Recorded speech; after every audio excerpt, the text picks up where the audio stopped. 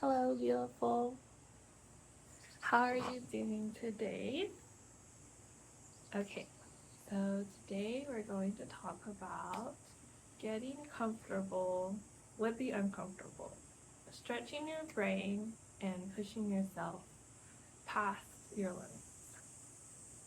Now, why do we want to do this? Why do we want to get comfortable with the uncomfortable? Well, it's good for you. I view life as a big improv show, right?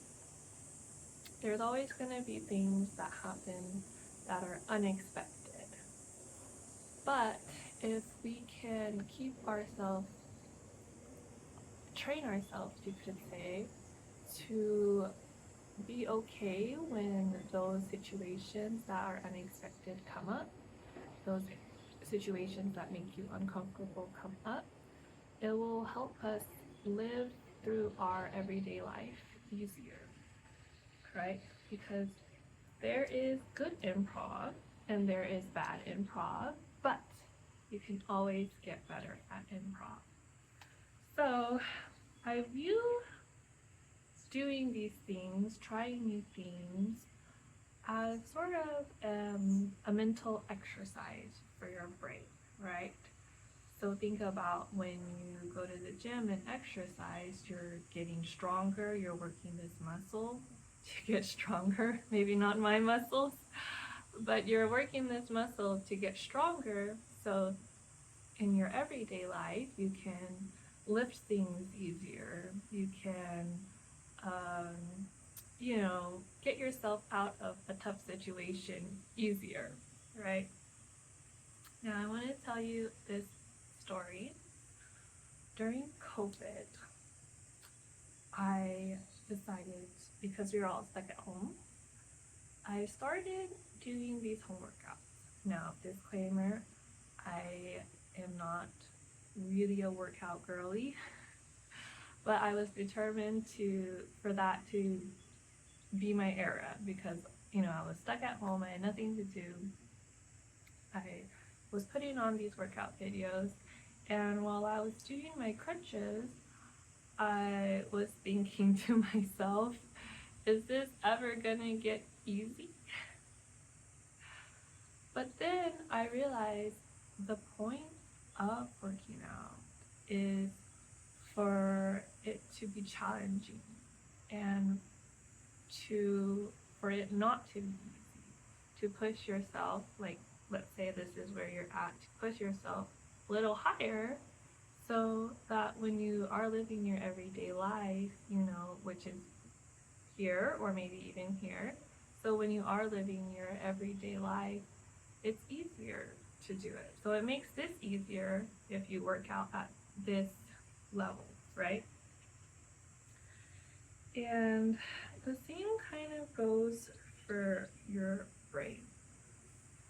So if you are putting yourself in new situations, so let's say your baseline is not putting yourself in new situations, right? But if you put yourself in new situations more often than at your baseline, when something unexpected happens, when something that I really don't have any other words than other to say, when something unexpected happens, you are able to deal with it easier because you have constantly, because you're working out at this level, right? Because you're constantly putting yourself in these situations and you learn how to deal with those things. Now, just like working out and going to the gym all the time, you probably know this, you're going to have good gym days and you're going to have bad gym days, right? But what's important is that you do go to the gym, even when you're having maybe a not so great time. It's important that you do go to the gym, and even if you used to be right here, maybe you're a little lower that day because you're not having that great of a day. So the same is true when you put yourself in new situations, right? Some new situations you go to and you do, and there's a squirrel, so I was momentarily distracted. Some new situations you go to and you do, and you're taking it with a stride. It's so easy for you. But some new situations you go and do, and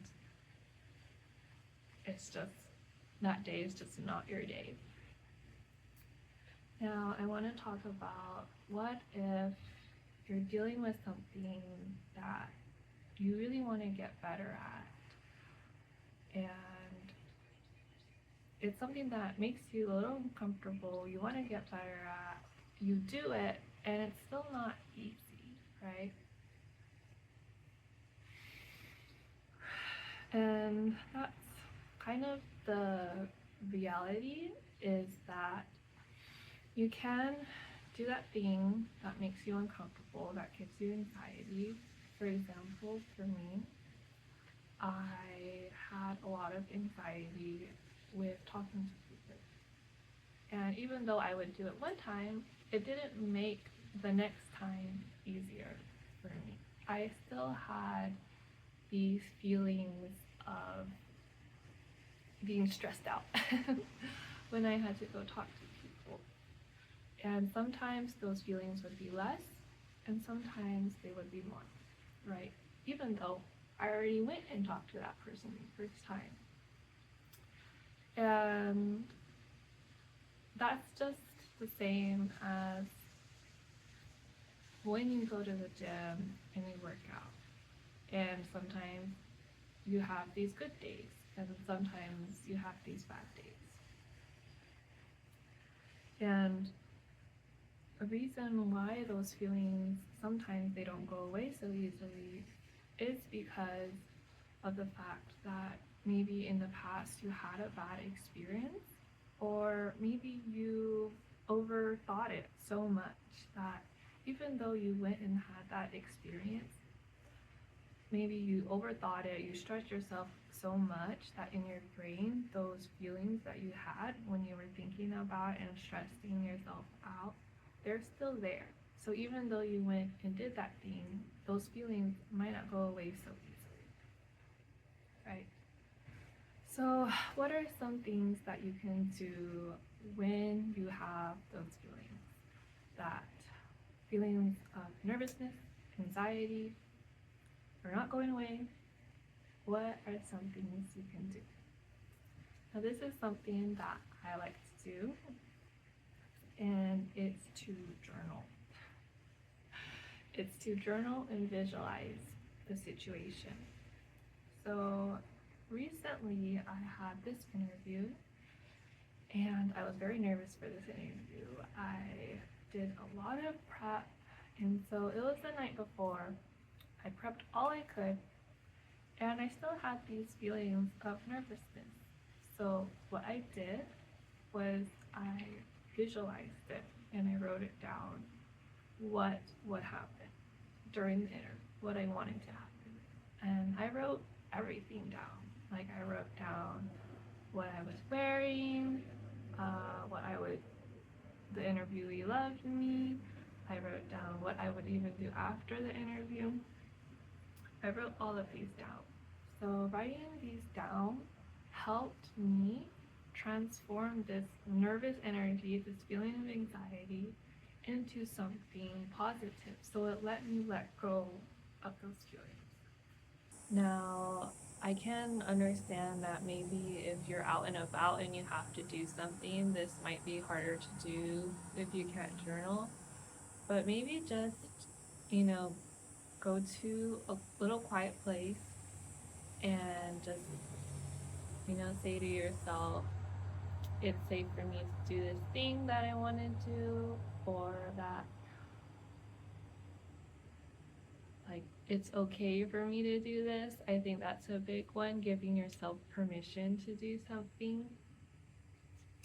That is a powerful one. Okay, so let's talk about your inner critic, right? Because sometimes that's who's holding you back. You have a little voice inside your head that's telling you, you don't do that. Don't do it. So let's talk about that little voice inside your head. So I have a little voice inside my head.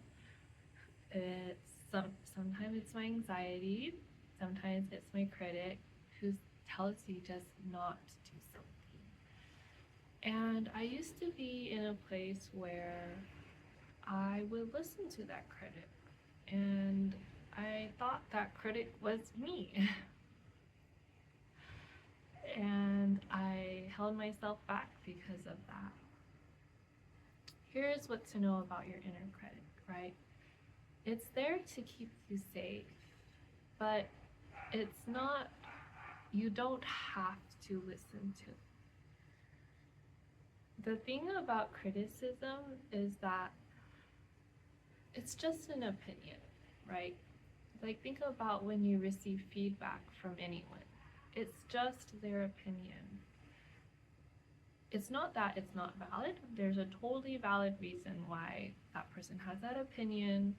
There's a totally valid reason why your inner critic has the opinion it has. But it's just an opinion, and you can choose whether to listen to it or not, right? You can choose whether the feedback you received was valid and you're going to incorporate it into your work, or if maybe that feedback is not helpful to you. So just know that about your inner critic. Now, my inner critic, like, I've known that it's a part of me, and I have accepted that it's a part of me. And I've also accepted that it'll probably always be there. And it's never gonna go away. But the more I do things that make me uncomfortable, the more I push myself to say it's okay to my inner critic. It's okay, I'm gonna do it anyways, and we'll see what happens. The more I do that, the more that critic can grow softer. And there will be times when it's louder, especially when you're in a new situation, in a situation that you've never been in before. Like if you move to a new country, there can be time where that inner critic is louder. But just know that you have that choice to listen to it, and that over time that voice is going to get softer, and you can choose whether to listen to that voice or to not listen to the voice. It is a part of you, but it doesn't have to be. Okay, well, I hope today this video helped you with stretching your brain, stretching your rubber band, and stretching those, letting yourself get comfortable with the uncomfortable. Now I want to leave you with some things that you can try to do to just push yourself past your limits. One thing, of course, is to always push yourself to do new things, try new things, right? That's gonna help you stay in that zone where it's okay to be doing new things, right? The second thing is to try that visualization technique, no matter how small it is. Maybe even if it's not something you're nervous about, maybe it's an event or something. Try that visualization technique. Try visualizing that you're doing it. Maybe you want to try rock climbing. That's a good one. Try visualizing yourself climbing the rocks at your local rock climbing gym safely. And then the last thing is to believe that you can do it, because I know you can do it. All right, I'll see you guys later. Have a good one. Bye.